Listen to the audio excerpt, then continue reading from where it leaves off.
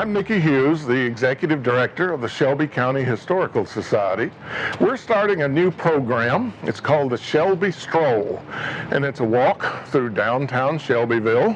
And if you come along with me, I'll show you the historic buildings, the architectural treasures, and we'll talk about the people who lived here, worked here, good things, a few bad things, some very productive, creative people, and a few meanies, and maybe even a ghost or two.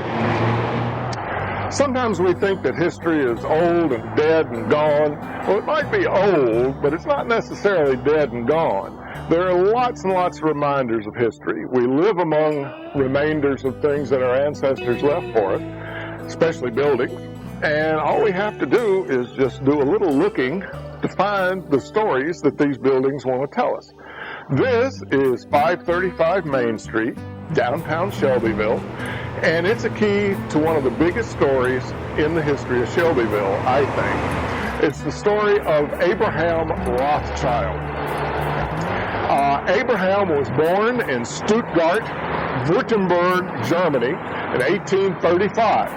In 1851, his father and mother packed up their 8 kids, brought them to the United States. This was in the wake of the revolutions of 1848. Much turmoil in Europe. They had to get out of the country. That's a whole different lecture. We'll do that one on another video sometime. They came to Kentucky, settled in Shelbyville.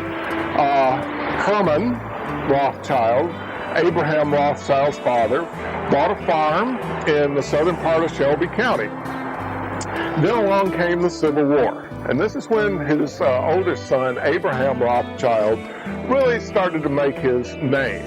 He enlisted in 1861 in Company B of the 15th Kentucky Volunteer Infantry Regiment, United States Army, fighting to preserve the Union. That regiment was 2 companies of it were made up of men from here in Shelby County. So he was among friends when he went off to war. They became the most engaged Kentucky regiment on the field during the Battle of Perryville on October the 8th, 1862. They were the only Kentucky regiment to actually fight there in full strength. Heavily engaged, they fought on this one particular hilltop against overwhelming numbers of Confederates until they ran out of ammunition and were forced to fall back. Somehow or other, Abraham Rothschild distinguished himself in that battle. We don't know exactly what he did, but he was promoted to first sergeant of Company B. That set him up for another promotion. A few months later, the captain of Company B had to retire, had to resign because of sickness, and Abraham Rothschild was selected to be the new captain of Company B. This gave him a nickname that he had the rest of his life. For the rest of his life, they called him Captain Abe. He and the regiment fought through the rest of the Civil War. He was wounded in the Atlanta campaign and finally got out of the Army early in 1865. Came back to Shelbyville, and like many young men, guess what he did?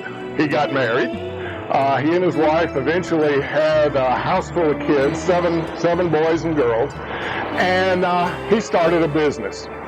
And this is one way that he influenced Shelbyville for decades. He set up a dry goods store, clothing store, right here in 535 Main Street, downtown Shelbyville.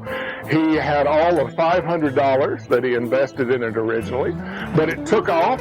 Everyone said they had product that you just couldn't beat, and they stayed in business, he and his family, for another 75 years here in downtown Shelbyville.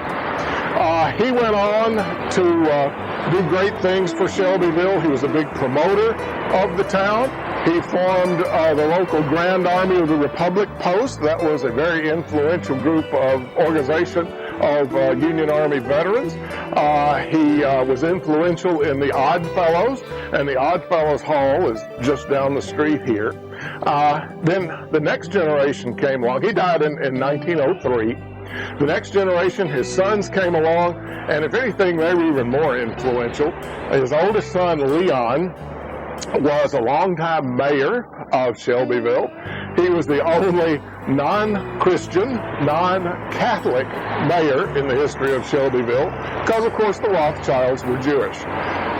His influence on the future of the town was great. Among other things, he was responsible for brick sidewalks, paved streets. Quite an innovation for late 19th century Shelbyville. His other sons were involved in all sorts of activities, running the fair board, influential in getting the famous local horse show going, and the family business continued on until they sold out of it in the 1940s. There's a whole lot more to the Rothschild family story, but to get it, you're going to have to pay your $5 to take the Shelby Stroll walking tour. Meet me at the Shelby County Historical Society office just down the street, and we'll take a walk through history in downtown Shelbyville. I'm Nicky Hughes, and I'm a proud member of the Shelby County Historical Society. Also, the executive director and the entire staff.